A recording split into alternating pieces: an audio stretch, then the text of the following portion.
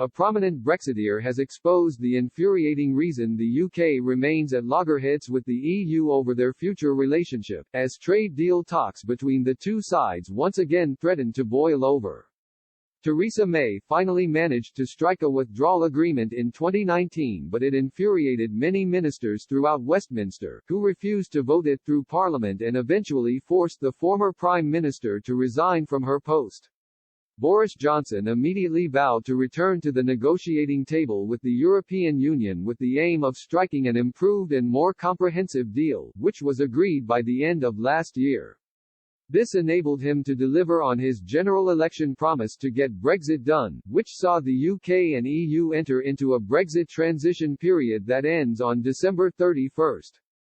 Trade talks began in March but on several occasions have been on the brink of collapse, with both sides refusing to move on crucial red lines including fisheries, state aid and the EU's level playing field. Mrs. May had famously insisted no deal is better than a bad deal as she stood her ground in the early part of negotiations with the EU. But Brexiteer and Conservative Party MP Sir John Redwood said as soon as the former Prime Minister dropped this slogan and began to bow to EU demands, she left the UK unable to get any kind of decent deal.